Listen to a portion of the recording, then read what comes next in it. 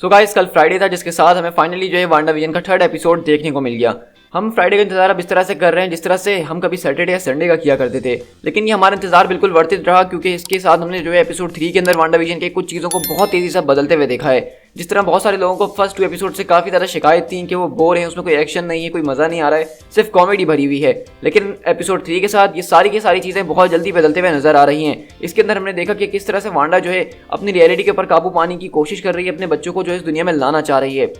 So guys, this is speed tiger और आज की इस वीडियो में हम करेंगे वांडाविजन एपिसोड 3 का ब्रेकडाउन। और हाँ, ऑब्वियसली इसके अंदर काफी ज्यादा स्पॉयलर्स होने वाले हैं क्योंकि मैं इसको डिटेल में आपके साथ डिस्कस करूंगा। तो चलिए बिना किसी और बात के इस वीडियो को स्टार्ट करते हैं।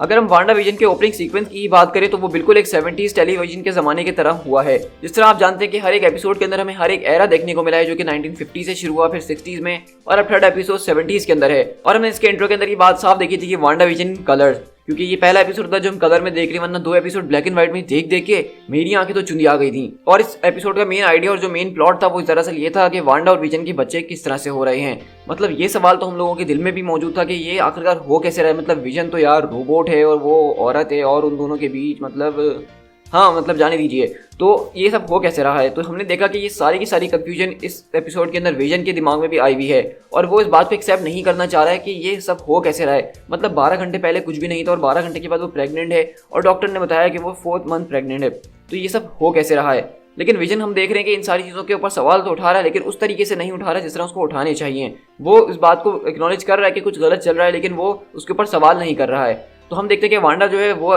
पहले की तरह इस रियलिटी को मजबूत रखने की कोशिश कर रही है और विजन की बातों को इधर से उधर घुमाने की कोशिश कर रही है और कहती है जो हमारे साथ हो रहा है वो बहुत अच्छा है और हमें इसके ऊपर फिक्र करनी चाहिए। और इसी तरह हमने देखा कि डॉक्टर भी वहाँ पे आते हैं, उसका चेकअप वगैरह करते हैं, बिल्कुल सब कुछ नॉर्मल चल रहा होता है। लेकिन वहीं हम देखते हैं कि विजन डॉक्टर को जब बाहर छोड़ने के लिए जाता है और उनसे डिस्कस कर रहा होता है इस मामले के ऊपर, तो वहाँ पे जब वो वापसी लौट रहा था तो पेट जो है वो और बड़ा हो चुका होता है। मतलब ये जो भी कुछ बच्चा है वो बहुत तेजी से ग्रोथ कर रहा है और वो बहुत जल्दी इस दुनिया में आने वाला है। तो इसी के साथ हमने देखा था कि विजन और वांडा जो है वो समझ जाते हैं कि इनका बच्चा जो है वो वक्त से बहुत पहले आने वाला है और वो लोग एस्टिमेट लगाते हैं कि वो नेक्स्ट फ्राइडे तक आ जाएगा। तो इसके चक्कर में हम देखते हैं कि वांडा और विजन मिलकर पूरे के पूरे घर को रेनोवेट करना शुरू करते हैं, जहाँ पे वांडा अपने बच्चों के लिए जो है उसका झूला वगैरह तैयार कर रही होती है, पेंट वगैरह कर रही होती है, और विजन वहाँ पे सारी की सारी किताबें पढ़ रहा होता है इस तरह की सिचुएशन में उससे निपटने के लिए। अब वांडा विजन के बच्चों के हवाले से सबसे ज़्यादा मजेदार बात यहाँ पे ये आती है, यहाँ पे वो दोनों इस बात पर डिस्कशन कर रहे होते हैं कि बच्चे का क्या नाम रख रहा होता है। जहाँ पे हम देखते हैं कि विजन बोलता है कि मैं इसका नाम टॉमी रखूंगा, और वहीं पे वांडा बोलती है कि नहीं ऐसा नहीं होगा, मैं इसका नाम बिली रखने वाली हूँ।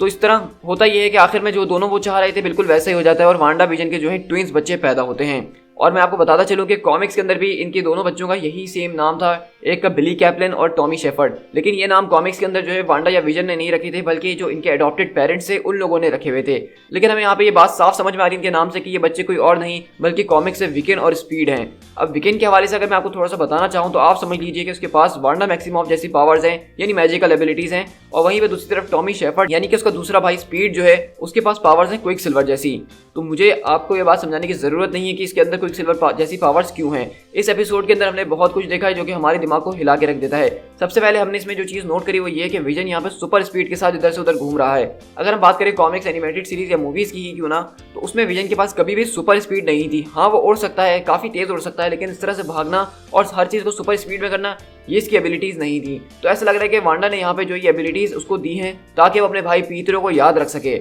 उसके अलावा हमने इस एपिसोड के अंदर एक बहुत बड़ा ग्लिच देखा जिसको देख के मुझे थोड़ी देर के लिए ऐसा लगा कि शायद मैंने जो एपिसोड देख रहा हूँ उसमें कोई प्रॉब्लम है और मैंने दोबारा से उसको पीछे करा, लेकिन फिर वही चीज़ हुई। तो हम देखते हैं कि यहाँ पे विजन जो है दरअसल वांडा से आके बात करता है और वो समझ जाता है कि लोगों के बिहेवियर जो है सिटी के अंदर वो कुछ अजीब ही है। मतलब सब बहुत ज़्यादा ही खुश हैं, किसी को किसी से परवाह नहीं है, और वो कहता है कि यहाँ पे कुछ ना कुछ गड़बड़ जरूर है। लेकिन हम देखते हैं कि यहाँ पे ना कोई सवाल करती है वांडा, ना ही कोई जवाब देती है, और अगले पल वो मूवमेंट दोबारा से रिवाइंड हो जाता है। और हम देखते हैं कि जब वो रिवाइंड होता है मूवमेंट, तो उसके अंदर विजन ये बात भूल चुका होता है कि उसके दिल में इस तरह का कोई शक है। तो हम देख रहे हैं कि ये काम किसी और ने नहीं बल्कि वांडा ने किया, जिस तरह उसने एपिसोड 2 के अंदर करा था जब उसने सॉर्ड एजेंट को देखा था और कहा था कि नहीं ऐसा नहीं हो सकता, तो उसने रियलिटी को रिवाइंड कर दिया था। इसी तरह जब विजन के दिल में ये सवाल आया है, उसके दिल में शक आ रहा है, तो वांडा ने उस रियलिटी को दोबारा रिवाइंड कर दिया। लेकिन इन्होंने इतने ज़बरदस्त तरीके से ये चीज़ करी है, ऐसा लग रहा था कि हमारे एपिसोड के अंदर या जिस चीज़ के ऊपर अब ये देख रहे हैं उसमें कोई मसला है। इसके अलावा हमने यहाँ पे गैरेंटीन के कैरेक्टर को बहुत अच्छे तरीके से देखा, जो कि मोनिका रैम्बो का कैरेक्टर है और वो बेसिकली एक एजेंट ऑफ सॉर्ड है। इसके बारे में हम सब तो जानते ही थे, लेकिन वांडा को इस बारे में अभी तक नहीं पता था।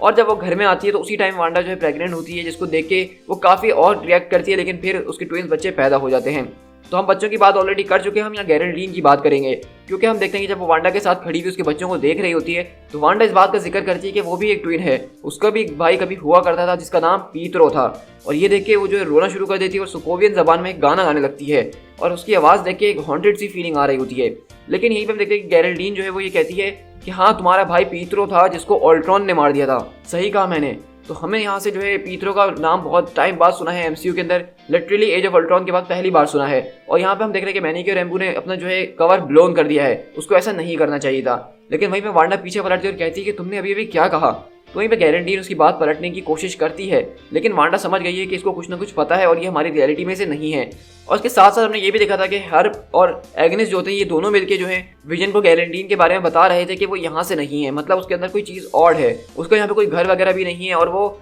ना जाने कहाँ से आई है। ये देख के विजन के कान भी थोड़े खड़े होते हैं और हमने देखा था कि हर्ब यहाँ पे जो है उसको तकरीबन बताने ही वाला होता है कि यहाँ पे सब कुछ क्या चल रहा है, मतलब ये सब जानते हैं कि यहाँ पे क्या हो रहा है। लेकिन वहीं पे एग्नेस उसको रोक देती है और कहती है कि नहीं, ऐसा नहीं करो। तो मुझे ऐसा लग रहा है कि एग्नेस जो है इस सारे के सारे प्लॉट के अंदर एक विलन साबित हो सकती है। शायद वही है जिसने वांडा को इस रियलिटी में रखने के बारे में सोचा है और वही इसको मैनिपुलेट कर रही है। बहुत सारी थ्योरीज की अगर माने तो यहाँ पे जो एग्नेस है वो वाइफ है किसी और की नहीं बल्कि मेफिस्टो की। और इस एपिसोड के अंदर हमने एक सारस को भी देखा था जो वांडा को तंग करने के लिए आ रहा होता है, लेकिन वांडा अपने मैजिक को इस्तेमाल कर रही होती है उसको हटाने के लिए, लेकिन वो तब भी नहीं हट रहा होता है। तो बहुत सारे लोगों का ये कहना है, मेरा भी यही शायद मानना है कि वो सारस जो था वो कोई और नहीं बल्कि मेफिस्टो ही था, जो कि गेरेल्डीन के ऊपर वहाँ पे नजर रखने के लिए आया था, क्योंकि गेरेल्डीन जो है वो एक आउटसाइडर है, उसके प्लान को खराब कर सकती है और इसलिए वो उसको तंग भी कर रहा था। और इसके साथ हमने डॉक्टर की कन्वर्सेशन को भी देखा था, जहाँ पे विजन से डॉक्टर बात कर रहे होते हैं और कहते हैं कि इस टाउन के अंदर से निकलना इतना आसान नहीं है, क्योंकि वो एक वेकेशन पे जाने के बारे में सोचते हैं लेकिन उनकी गाड़ी खराब हो जाती है। तो इससे ऐसा लग रहा है कि ये सारे के सारे लोग जानते हैं कि इनको इस टाउन के अंदर कैद करके रखा गया है, इस पूरे के पूरे प्लॉट का हिस्सा बनाया जा रहा है, लेकिन वो चाहते हुए भी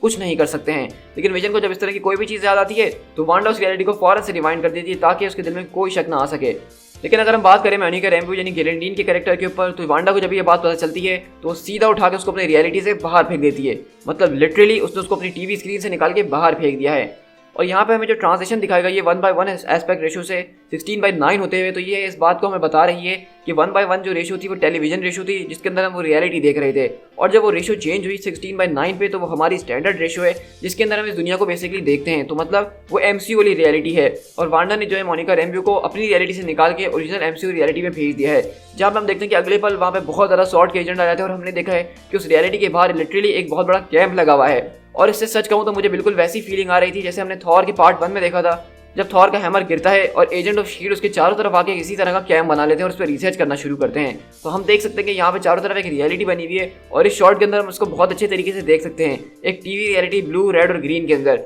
और उसके चारों तरफ बैठे हुए हैमर के एजेंट रिसर्च कर रहे हैं और अपने एजेंट्स को वहाँ पे भेज रहे हैं पता लगाने के लिए कि अंदर क्या हो रहा है। इसी के साथ इस एपिसोड के अंदर हमने एक ज़बरदस्त किस्म का ऐड भी देखा जो हम पिछले 2 एपिसोड से देखते हुए आ रहे हैं, और आज का ऐड ये किसी और बारे में नहीं था बल्कि ये एक सोप के बारे में था और सोप का नाम था हाइड्रा सोप। और हमें यहाँ से बिल्कुल साफ रेफरेंस मिल रहा है हाइड्रा का, और हम देख रहे हैं कि यहाँ पे वांडा उन्हीं चीज़ों के ऊपर ऐड बना रही है जो कि उसकी मेमोरी से जुड़े हुए हैं। सबसे पहले उसने स्टार्क टोस्टर का बनाया जो कि स्टार्क उसके बचपन का एक बहुत ही ज़रूरी हिस्सा था, और उसके बाद उसने स्ट्रकर से बनाया क्योंकि स्ट्रकर की वजह से उसको सारी की सारी शक्तियाँ मिली थी, और फिर हाइड्रा क्योंकि स्ट्रकर हाइड्रा से ही जुड़ा हुआ था और वो हाइड्रा के एक्सपेरिमेंट के नतीजे में इसको सारी की सारी शक्तियाँ मिली थी। तो इस एपिसोड को देख के मैं ये बात ज़रूर कहना चाहूँगा कि यहाँ से वांडा विजन की स्टोरी जो है काफ़ी ज़्यादा तेज़ी से बदली है, और ऐसा लग रहा है कि अगला एपिसोड जो होने वाला है वो काफ़ी ज़्यादा धमाकेदार होने वाला है। अब चीज़ें जो हैं वो आउट ऑफ कंट्रोल होना शुरू हो जाएंगी, वांडा के हाथ से वो रियलिटी को काबू नहीं कर पाएगी और तब जाके सारी की सारी रियलिटी के अंदर उथल पुथल शुरू होगी। अब मज़े की बात देखना ये होगा कि किस तरह से विजन और वांडा के बच्चे बड़े होते हैं, क्योंकि हम देख चुके हैं ऑलरेडी कि वो एक दिन के अंदर जब पैदा हो सकते हैं तो वो बड़े भी मेरे ख्याल से 1 से 2 दिन के अंदर हो ही जाएंगे। और इस तरह मुझे लगता है कि वो जो है उन बच्चों को हमारी ओरिजिनल रियलिटी यानी एमसीयू के अंदर लेकर आएंगे, जिसके जरिए यंग एवेंजर्स का जो प्लॉट है वो शुरू किया जाएगा एमसीयू के अंदर। सो गाइस, आई होप कि आपको मेरी ब्रेकडाउन वीडियो काफी ज्यादा पसंद आई होगी। वांडा विजन के 3rd एपिसोड के अंदर जितनी ज्यादा चीजें मैंने ऑब्जर्व करी हैं और जो जो रेफरेंस थे मैंने आप लोग के साथ शेयर करे हैं, और आई होप कि आपको मेरी वीडियो देख के काफ़ी ज़्यादा हेल्प मिली होगी इस एपिसोड को समझने के लिए, क्योंकि ये एपिसोड थोड़ा बहुत जो ट्रिकी था और उसको समझना हर इंसान के लिए आसान नहीं था। जिन लोगों ने कॉमिक्स पढ़े वो सब बहुत अच्छे तरीके से जानते हैं। सो गाइस, मैं चाहता हूं कि आप इस वीडियो के ऊपर मुझे कमेंट करके बताइए कि आपको वांडा विजन का एपिसोड 3 कैसा लगा, और आप साथ में मुझे ये भी बताइएगा कि आपको ये मेरी वीडियो कैसी लगी। और साथ ही साथ अगर आपको ये वीडियो पसंद आई है तो अपने दोस्तों के साथ शेयर जरूर कीजिएगा ताकि वो भी इस एपिसोड को अच्छे से समझ सकें। और हाँ, अगर आप चैनल पर नए हैं तो चैनल को सब्सक्राइब करना मत भूलिएगा। आपके सब्सक्राइब करने से ही मुझे मोटिवेशन मिलती है इस तरह की ऑसम वीडियोस बनाने के लिए। साथ ही साथ अगर इस हवाले से आपके पास कोई सवाल है तो आप डायरेक्टली मुझे इंस्टाग्राम पे फॉलो करके DM भी कर सकते हैं, मैं वहाँ पे आपकी सारी कंफ्यूजन दूर कर दूंगा। So guys this is speed tiger, इंतजार रहेगा अगले फ्राइडे का वांडा विजन एपिसोड 4 के साथ। Till then thank you so much.